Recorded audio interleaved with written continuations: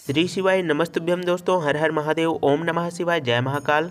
आज हम आपको 31 मूंग के दाने का बहुत ही प्यारा सा उपाय बताने वाले हैं। इस उपाय को करने के बाद में आपके बच्चे की जो बुद्धि है वह तेज हो जाएगी, याद शक्ति बढ़ेगी और उसकी पढ़ाई लिखाई में उसका जो मन है वो बहुत ज़्यादा लगने लग जाएगा। दोस्तों, आज के टाइम पर सभी माँ बाप अपने बच्चों को लेकर के बहुत ही ज़्यादा परेशान रहते हैं। कुछ माता पिता परेशान रहते हैं कि हमारा जो बच्चा है वो बहुत ही ज़्यादा जिद्दी स्वभाव का है, बिल्कुल भी कहना नहीं मानता है। कुछ माता पिता परेशान रहते हैं, मेरा जो बच्चा है वो बहुत ज़्यादा गुस्सा करता है, कुछ भी कहने जाओ तो मुंह फुलाकर बैठ जाता है, बात करना तक बंद कर देता है। और कुछ माता पिता परेशान है कि मेरा बच्चा पढ़ता लिखता ही नहीं है, पढ़ने लिखने के लिए बैठता है तो पता नहीं ध्यान कहाँ रहता है, मतलब पढ़ाई लिखाई में उसका मन लगता ही नहीं है। और बहुत से माता पिता परेशान रहते हैं कि उनका जो बच्चा है वह बहुत ही ज़्यादा बीमार रहता है, जैसे ही उनका बच्चा का तबीयत ठीक होता है फिर उनको कुछ न कुछ और रोग बीमारी हो ही जाता है, मतलब उनके बच्चे का तबीयत ठीक रहता ही नहीं है। तो माता पिता की ऐसी परेशानियों को दूर करने के लिए आज हम आपको बहुत ही अचूक सा उपाय बताने वाले हैं। और आज के समय में बच्चों की सबसे बड़ी परेशानी है दोस्तों मोबाइल, क्योंकि आजकल के जो बच्चे हैं वो दिन भर मोबाइल में व्यस्त रहते हैं, तरह तरह के वीडियोस देखते हैं, लेकिन पढ़ाई लिखाई बिल्कुल भी नहीं करते हैं। मोबाइल देखने के कारण ही बच्चों का मन पढ़ाई लिखाई में लगता ही नहीं है। अगर हमने जो भी समस्याएं आपको बताई हैं उनमें से कोई भी समस्या आपको हो रही है या आपके बच्चे को हो रही है दोस्तों, या कुछ न कुछ परेशानी लगी ही रहती है, तो पूज्य गुरुदेव जी की कथा को सुन करके इस वीडियो में हमने बच्चों को सुधारने का बहुत ही अचूक सा उपाय बताया है, जिसे आप लोग करके बच्चों की मानसिक और शारीरिक तौर पर सुधार कर सकते हैं। और इसके लिए आपको पूज्य गुरुदेव जी का ही बताया हुआ उपाय करना है। आप इस वीडियो को बहुत ही ध्यानपूर्वक सुनिएगा और जैसे ही आपको समझ में आ जाता है कि उपाय को कैसे करना है, उसके बाद में आप लोग उपाय को शुरू कीजिएगा। क्योंकि दोस्तों जब भी आप उपाय को सही तरीके से समझ जाते हैं और तभी आप लोग जो है वो उपाय को सही से कर पाएंगे, है ना। तो इस वीडियो में हमने 3 से 4 उपाय के बारे में आप लोगों को बताएंगे दोस्तों। तो सबसे पहले नंबर का जो उपाय होगा वह आपके बच्चे की गुस्सा को बहुत ही जल्दी से शांत करने का काम करेगा। यदि आपका बच्चा बहुत ज़्यादा जिद्दी स्वभाव का है, बिल्कुल भी आपकी बातें नहीं मानता है, तो इस पहले नंबर के उपाय को करने के बाद में आपके बच्चे का जो दिमाग है वह शांत स्वभाव का हो जाएगा और वह आपका बात मानने लग जाएगा, मतलब बात बात पर गुस्सा जो करता है वह बंद हो जाएगा, है ना। तो बात करते हैं दोस्तों इस पहले नंबर के उपाय को कौन से व्यक्ति कर सकता है। तो इस पहले नंबर के उपाय को घर की जो माता पिता हैं वह अपने बच्चों के लिए आसानी से कर सकते हैं। माता पिता में से कोई एक माता या पिताजी को ही इस उपाय को करना है दोस्तों, दोनों को इस उपाय को करने की आवश्यकता नहीं है। अब हम बात करते हैं इस उपाय को कौन से दिन में आप लोगों को करना है ना। तो पूज्य गुरुदेव जी ने बताया है कि इस उपाय को आप लोग कोई भी सोमवार, मासिक शिवरात्रि, पूर्णिमा, अमावस्या, मतलब आप इस उपाय को भगवान शिव से जुड़े कोई भी विशेष तिथि या दिन में कर सकते हो, है ना। अब दोस्तों बात करते हैं इस उपाय को आप लोग जैसे सोमवार को करते हैं तो सोमवार के दिन आपको सुबह के समय करना है कि शाम के समय करना है। तो दोस्तों बच्चों को सुधारने का उपाय है तो इस उपाय को आप लोगों को सुबह के समय में ही करना है। जैसे ही आप सुबह के समय सोकर उठ जाते हैं और उसके बाद स्नान कर लेते हैं, तो आपको स्नान करने के बाद में ही सुबह के समय जितनी जल्दी हो सके आप लोग इस उपाय को सुबह के समय कर सकते हैं। तो दोस्तों 31 मूंग के दाने के उपाय में आपको कौन कौन सी सामग्री लगेगी तो उसको भी आप लोग ध्यान से सुन लीजिए। सबसे पहले तो आपको 31 मूंग के दाने तो लेना ही लेना है और 31 मूंग का दाना कहीं से भी खंडित नहीं होना चाहिए, सभी दाने साबुत होने चाहिए, क्योंकि दोस्तों भगवान भोलेनाथ जी को कभी भी खंडित चीज़ नहीं चढ़ाई जाती हैं। आपने देखा भी होगा कि भगवान भोलेनाथ जी के मंदिर में नारियल को फोड़ करके नहीं चढ़ाया जाता है, इसीलिए डायरेक्ट नारियल को ही भगवान शिव जी को समर्पित कर दिया जाता है ना। तो आप जैसे ही 31 मूंग के दाने की व्यवस्था कर लेते हैं उसके बाद में आपको अपने घर का 1 लोटा शुद्ध जल लेना है और साथ में आपको एक बेलपत्र लेना है।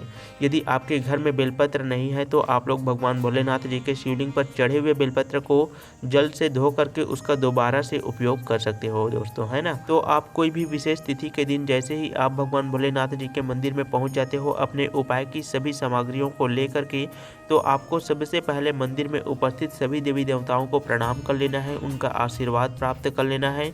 अब दोस्तों आपको भगवान भोलेनाथ जी के शिवलिंग के पास में आपको उत्तर दिशा की ओर मुख करके आपको खड़े हो जाना है या फिर बैठ जाना है। यदि शिवलिंग छोटा है तो आपको बैठ जाकर के भगवान भोलेनाथ जी का यहाँ उपाय करना है। यदि शिवलिंग बड़ा है तो आपको खड़े होकर के उपाय को करना है। अब सबसे पहले आपको 1 लोटा जल को धीरे धीरे करके श्री शिवाय नमस्तुभ्यम मंत्र का स्मरण करते हुए भगवान भोलेनाथ जी के शिवलिंग में आपको समर्पित कर देना है दोस्तों। उसके बाद में आपको अपने बेलपत्र को निकाल लेना है और बेलपत्र के पत्ते में चिकना वाला जो भाग होता है उस भाग में 31 मूंग के दाने को बेलपत्र की बीच वाली पत्ती में आपको रख देना है और उस बेलपत्र को आपको शिवलिंग में माता अशोक सुंदरी जी के स्थान में श्री शिवाय नमस्तुभ्यम मंत्र का स्मरण करके समर्पित कर देना है।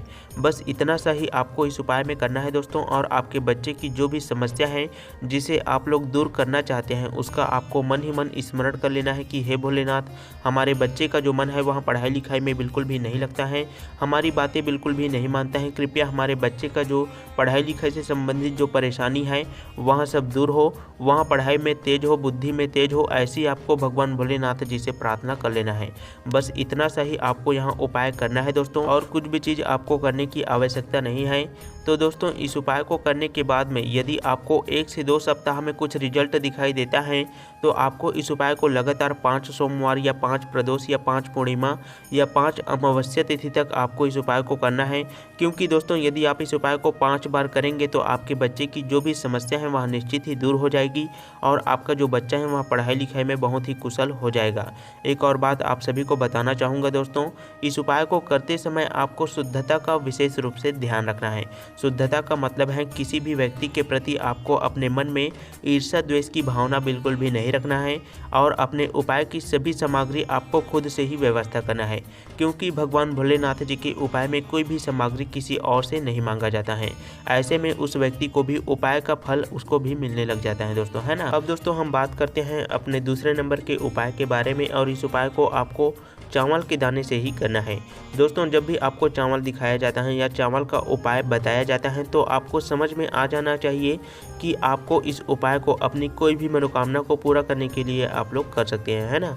तो दूसरे नंबर पर अगर आपके घर में कोई व्यक्ति जो है रोग से बहुत ज़्यादा परेशान है, उसका दवाई चल रहा है लेकिन उसका जो तबीयत है वह ठीक हो ही नहीं रहा है, तो उसके लिए भी आप लोग चावल के दाने का उपाय कर सकते हो।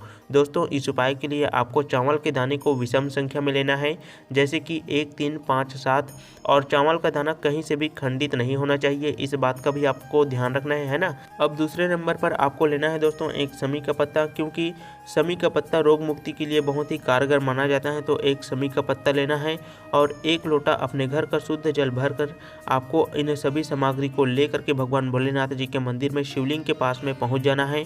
उत्तर दिशा की ओर आपको मुख करके खड़े हो जाना है और सबसे पहले आपको 1 लोटा जल को श्री शिवाय नमस्तुभ्यम मंत्र का जाप करते हुए धीरे धीरे करके आपको समर्पित कर देना है।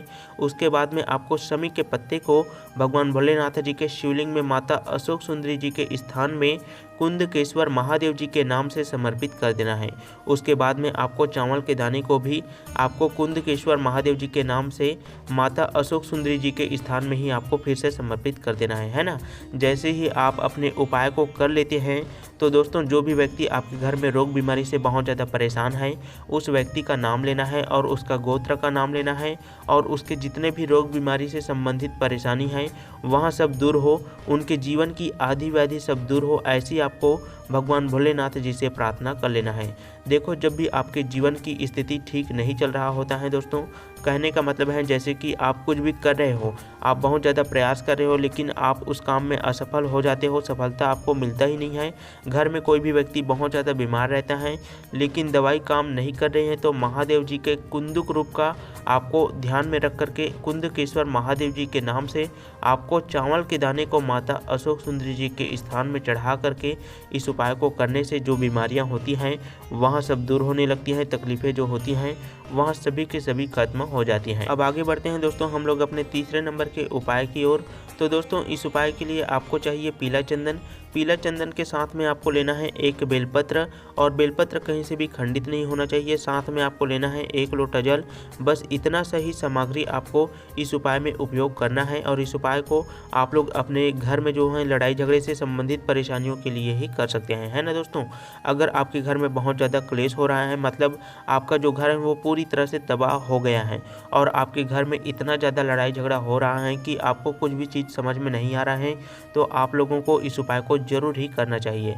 और तांबे के पात्र में अपने घर का जल आप लोग जैसे भरेंगे तो उसमें आपको थोड़ा सा गंगा जल भी डाल लेना है ना। और अपनी उपाय की सभी सामग्री को लेकर आपको भगवान भोलेनाथ जी के शिवलिंग के पास में पहुंच जाना है। दोस्तों, इन सभी उपायों को आपको अपने घर पर बिल्कुल भी नहीं करना है। इस बात का आपको ध्यान रखना है क्योंकि घर की जो ऊर्जा होती है वह मंदिर की ऊर्जा से कम होती है। इसीलिए आपको मंदिर में जाकर के ही आपको यहाँ उपाय करना है, क्योंकि मंदिर में जाकर यदि आप लोग इस उपाय को करेंगे तो आपका जो उपाय है वह 100% लाभकारी होगा, आपको जल्दी से परिणाम दिखाई देने लग जाएगा। तो दोस्तों, शिवलिंग के पास में आपको उत्तर दिशा की ओर मुख करके खड़े हो जाना है और आपके पास में जो पीला चंदन है उस पीले चंदन का आपको पेस्ट बना करके शिवलिंग में माता अशोक सुंदरी जी के स्थान में लेपन करना है। पीले चंदन का लेपन आपको माता अशोक सुंदरी जी के स्थान में अच्छी तरह से कर देना है। अब आपने जहाँ पर भी पीले चंदन का लेपन किया है उस स्थान पर आपको उस बेलपत्र को समर्पित कर देना है दोस्तों, है ना। जब आप लोग बेलपत्र को समर्पित करेंगे तो आप लोगों को 2 काम तो जरूर ही करना है दोस्तों। पहले नंबर का काम यहाँ है कि आपको बेलपत्र को समर्पित करते समय आपको हाटकेश्वर महादेव जी का नाम लेकर के ही आपको यहाँ उपाय करना है। व्यक्ति के किसी भी हट को दूर करने के लिए भगवान हाटकेश्वर महादेव जी का स्मरण किया जाता है। आपके घर में जो भी व्यक्ति बहुत ज़्यादा लड़ाई झगड़ा करता है उसका आपको नाम लेना है और गोत्र का नाम लेना है और आपके घर में जो भी परेशानी है वह सब दूर हो, ऐसी आपको भगवान शिव जी से कामना करना है ना। और अंत में आपको 1 लोटा जल को भगवान भोलेनाथ जी के शिवलिंग में श्री शिवाय नमस्तुभ्यम मंत्र का स्मरण करते हुए धीरे धीरे करके आपको समर्पित कर देना है। और माता अशोक सुंदरी के स्थान में जो चंदन लगा हुआ बेलपत्र है, जो चंदन आपने लगाया हुआ है वहाँ पूरा आपको अच्छी तरह से साफ कर देना है। लेकिन जल को चढ़ाते समय आपको शिवलिंग के जलाधारी के समीप में कोई सा भी पात्र आपको रख देना है, क्योंकि चंदन लगा हुआ जल आपको उस पात्र में इकट्ठा करना है और उस जल का उपयोग आपको अपने घर के सभी स्थानों में छिड़काव करने के लिए करना है। यदि आपके घर में कोई भी व्यक्ति बहुत ज़्यादा लड़ाई झगड़ा करता है तो उस व्यक्ति के कमरे में उस जल का छिड़काव आपको अच्छी तरह से करना है। दोस्तों, आप जल का छिड़काव कोई भी समय में कर सकते हो और लड़ाई झगड़ा से संबंधित आपकी सभी परेशानियां निश्चित ही दूर हो जाएगी। आगे बढ़ते हैं दोस्तों, हम लोग अपने चौथे नंबर के उपाय के बारे में बात करते हैं। और दोस्तों, इस उपाय को आप लोग अपनी रोग बीमारी से संबंधित हर प्रकार की परेशानियों को दूर करने के लिए आप लोग कर सकते हैं। आपके घर में कोई व्यक्ति बहुत ज़्यादा रोग बीमारी से ग्रसित हो गया है, कोई भी दवाई कोई भी मेडिसिन जो है वो काम नहीं कर रहा है, आपने तरह तरह के डॉक्टर को भी दिखा चुके हैं, है ना, लेकिन फिर भी वहाँ उनका जो रोग है बीमारी है वहाँ ठीक नहीं हो रहा है, तब आप लोग यहाँ चौथे नंबर के उपाय को जरूर ही आप लोगों को करना चाहिए। दोस्तों, इस उपाय में आपको 5 काली मिर्च लेना है और साथ में आपको लेना है थोड़ा सा दूध और दूध के अंदर में आपको 5 काली मिर्च को डाल देना है और उस दूध को लेकर आपको पहुंच जाना है भगवान भोलेनाथ जी के शिवलिंग के पास में। दोस्तों, इस उपाय को आप लोग अपने घर की नकारात्मकता को दूर करने के लिए भी आप लोग कर सकते हो। साथ ही साथ यहाँ उपाय आपके घर में जो बीमारी प्रवेश हो गया है उनको भी दूर करने का काम करता है। तो आप जैसे ही शिवलिंग के पास में पहुँच जाते हो तो उत्तर दिशा की ओर मुख करके आप लोग खड़े हो जाते हैं। तो सबसे पहले आपको उस काली मिर्च डले हुए दूध को आपको शिवलिंग के ऊपर में कुंदकेश्वर महादेव जी का स्मरण करते हुए धीरे धीरे करके आपको समर्पित कर देना है। और अंत में आपको भगवान भोलेनाथ जी से आपको प्रार्थना करना है कि हे भोलेनाथ, हमारे घर में इस व्यक्ति का तबीयत बहुत ही ज़्यादा खराब रहता है, कृपया उनका जो तबीयत है वह जल्दी से जल्दी ठीक हो और उनकी रोग बीमारी से संबंधित सभी प्रकार की परेशानियां हमेशा हमेशा के लिए दूर हो जाए, खत्म हो जाए, ऐसा आपको महादेव जी से प्रार्थना कर लेना है। दोस्तों, इस उपाय को आप लोग अपने घर पर भी कर सकते हो और यदि आपके घर में भगवान भोलेनाथ जी का शिवलिंग नहीं है तो आप लोग इस उपाय को मंदिर में जाकर के भी कर सकते हो और इस उपाय को आप लोग कोई भी समय में कोई भी दिन कर सकते हो, है ना। इसमें कोई रोक टोक नहीं है, बहुत ही प्यारा सा उपाय है। इस उपाय को करने के बाद में निश्चित ही आपके घर में जो भी व्यक्ति रोग बीमारी से ग्रसित हैं उनका रोग बीमारी जल्दी से जल्दी दूर हो जाएगा। जैसे ही आप उपाय कर लेते हैं दोस्तों, जल्दी से जल्दी रोग बीमारी दूर होने का काम जो है वो शुरू हो जाता है। उसके बाद में आपको रोग से ग्रसित व्यक्ति का नाम लेना है, उनके गोत्र का नाम लेना है और उनके रोग बीमारी से संबंधित सभी परेशानियां दूर हो, ऐसी आपको महादेव जी से प्रार्थना कर लेना है। बस इतना सही आपको इस उपाय में करना है, निश्चित ही आपके जो परेशानियां हैं वहाँ सब दूर हो जाएगी। भगवान भोलेनाथ जी पर आप लोग विश्वास बनाए रखें। तो दोस्तों यहाँ पर हमने बहुत ही प्यारा सा 4 उपाय के बारे में आप सभी को अच्छी तरह से समझाने का पूरा प्रयास किया है।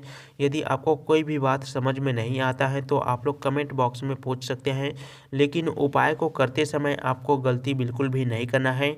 बहुत ही प्यारा सा उपाय है, आसान सा उपाय है, आप लोग आसानी से उस उपाय को कर सकते हैं, है ना। आप सभी को श्री शिवाय नमस्तुभ्यम, हर हर महादेव, ओम नमः शिवाय, जय महाकाल।